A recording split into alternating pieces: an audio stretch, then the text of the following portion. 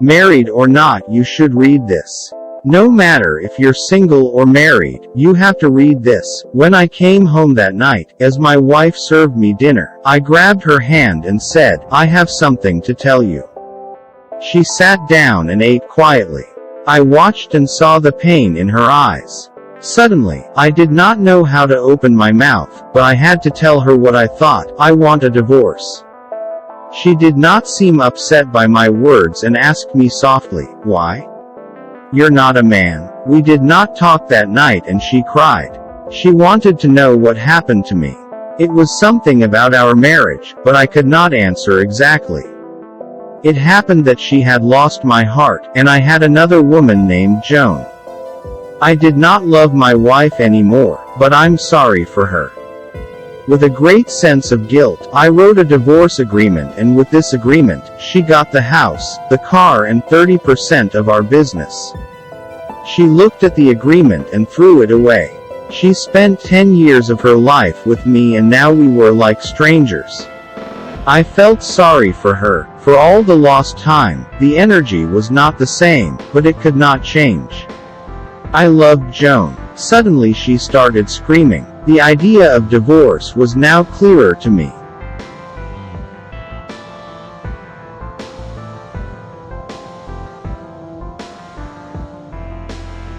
The next day, I came home and found myself writing at the table. I did not eat dinner and went to sleep. I was very tired, having spent the day with Joan. When I woke up, my wife was still writing at the table.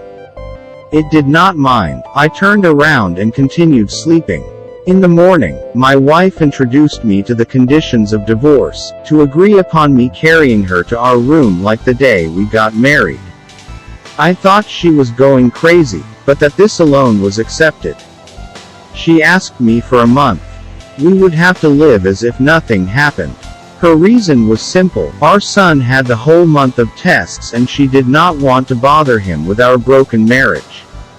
I accepted, but she had another request. I agreed that I should drive her to our room, as on our wedding day. I thought she was going crazy, but that alone was accepted. My wife and I had not any physical contact since I expressed my intention to divorce. When I took her to the front door the first day, we both feel bad. Our son walked behind with clapping and saying, "Dad is carrying Mom as his arms." His words gave me a lot of pain.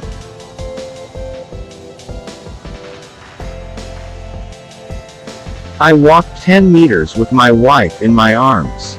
She closed her eyes and said softly, "Do not talk about our divorce to our son." Then I went to work. I drove alone to work. The second day, we were both more relaxed.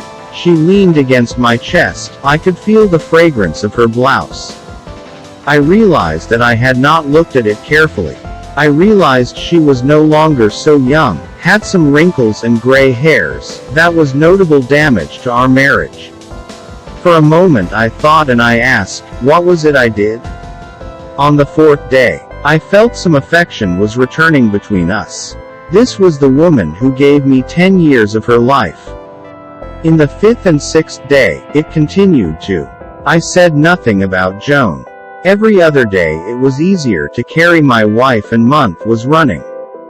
I thought I was getting used to her weight. One morning, she was looking for what to wear. She had tried many dresses on, but they were all too big. At that moment, I realized she was very thin, and that was the reason that I did not feel her weight load. Suddenly I realized that I had provoked much pain and bitterness.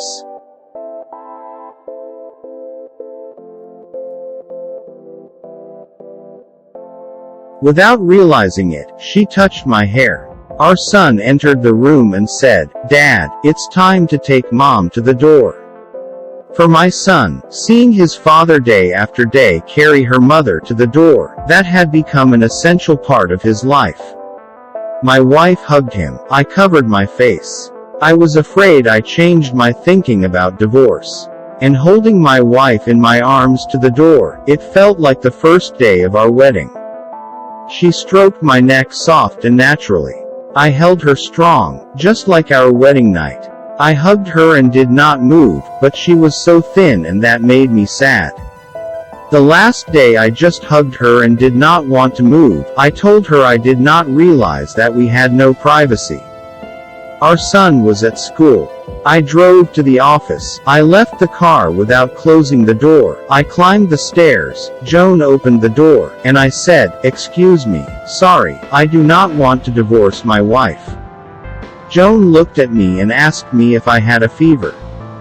I said, "My wife and I love each other. It was that we were doing everything as a routine and boring. We did not value the details of our life since I started carrying her to the room." Joan began to mourn, slapped me and closed the door. Going down the stairs, I went into the car and went to the florist.